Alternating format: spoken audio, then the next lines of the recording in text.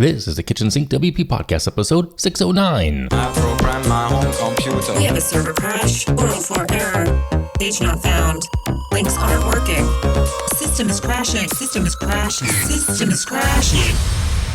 Your old HTML website, barely alive. We have the technology. We have WordPress. A new website, better than it was before.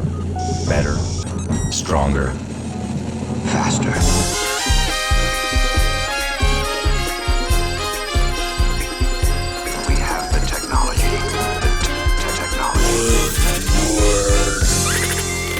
Why, hello everybody, this is Adam Silvey, host of the Kitchen Sink WP Podcast. Thanks for being here. Let's get started. All right, upcoming events. We have a couple next weekend. We have WordCamp San Jose 2025. That is San Jose, Costa Rica, if I'm not mistaken, not San Jose, California. That is the 31st of October through November 1st. Yes, that's right. That's what it looks like here. Pretty cool. And also WordCamp Kansai, which I believe is in Japan. I'm going to go with that. Pretty sure it's in Japanese. Yeah, it's all in Japanese. So the Kansai, November 1st and 2nd. So if you're in those parts of the world and you can make it, you should go because I'm sure they'll be amazing. All right, moving on, segment 1 in the news. 2 things to talk about here. First and foremost, a WordPress 6.9 beta 1 is out, ready for testing. It's, of course, do not use, install, run this on a production site or mission critical. But you can test it with the plugin, the beta tester plugin. You can do a direct download. You can do it through WP CLI or in the playground as well. So I'll put a link in the show notes on how to do that and how you can test it, how you can help. Also in the news, kind of newsy. Yeah, why not? Devin Walker, a friend of mine, he was behind a couple plugins and then he was behind GiveWP, part of that team, and they got acquired. Anyway, he left Stellar after the acquisition. He has joined Automatic. He's going to be in charge of the lead over at Jetpack for design, I believe. So put a link in the show notes to his post on that. Pretty cool. So check that out. So congratulations to you, Mr. Devin Walker. That's pretty neat. Is that it in the news? Yeah, that's it in the news. All right, moving on to this week's segment 2, meat potatoes of this week's episode. This week, I'm talking about GeoIP because, well, it's one of those things that just kind of popped up in my life recently. It's basically, when a client asked me recently about GeoIP and can we do it? Is it optional? And so first and foremost, what is GeoIP? So it's short for geolocation by IP address. So it's using a visitor's IP to estimate their location, which is country, region, or city. There's plugins that do this for you, and there's pros and cons and whatnot on this. So I have a list of 5 reasons to use it, as well as 5 reasons not to use it. 5? Yeah. And some other little piece of information there as well. So first and foremost, 5 reasons why you might want to use GeoIP. Number 1, localized content and user experience. Now, you can automatically tailor content like showing the nearest store, correct language, or local currency based on this information. It is by far one of the easiest ways to make a website feel instantly relevant without forcing the user to click through tons of menus, which we love. Too many clicks means loss of interest and people just move on. I've seen this happen time and time.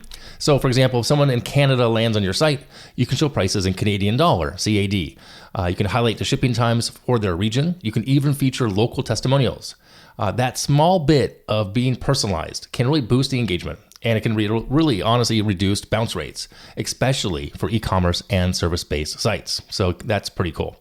Number 2, legal and compliance. Now, this is going to help handle region-specific rules like GDPR, that consent, age restrictions, or product limitations. Now, if your site sells products that are regulated, thinking CBD, supplements, alcohol, you can automatically hide or block access in areas where they're not allowed. Same goes for privacy. GeoIP can help display the proper cookie banner or terms based on where the visitor is located, helping you stay compliant without having to manually manage a dozen different rule sets. It's pretty cool. It's not glamorous, but it's cool, and it can really save you, in the legal aspect, a headache later down the road. So, all right. Number 3, analytics and marketing. You can see where users are coming from, refine campaigns, and plan regional growth. Then, by pairing the location data with analytics tools, you can see which regions convert best and which areas might need more marketing attention. Pretty cool. So for example, if you're running ads or a newsletter, this helps you focus your spend instead of taking a spray and pray approach. You might even uncover some new opportunities, like realizing your content resonates with an unexpected audience overseas. Just like David Hasselhoff, huge in Germany. Who knew, right? People knew, but we didn't know in the States. Okay, I'm dating myself. I digress. All right, moving on. Number 4, performance optimization. Now, for those people who love heavy metal, in this case, hardware, not the music, you can combine GeoIP with CDNs to serve content faster from the nearest edge server. This means people in Europe don't have to load assets from a server in the US, which saves time on loading of a website. Again, we know that for every second, I think the study was for every second that a site took to load, was it $1,000 was lost in potential sales? I don't remember the exact statistic on that, but it's an old stat, but still it's relevant, right? Faster load times improve user experience, also give you the slight SEO bump since Google does like speedy sites.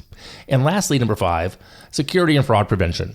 Flag suspicious logins or forms from unexpected countries. Right off the bat, I love this idea. Recently, I went ahead and blocked an entire region because of this.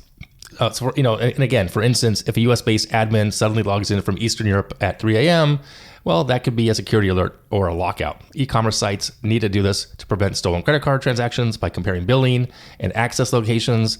It's not foolproof because obviously VPNs can mask locations, but it's a smart extra layer in the defense of all this. So now, a couple things here.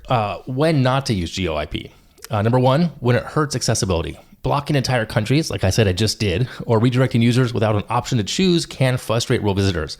But I will say the reason I did it was because in this case, the audience in question was not located in China. Plain and simple. They have some bots. They kept hitting a church website, and none of their congregation, no one is based there. So it was just easier just to block the entire country code. So there's that.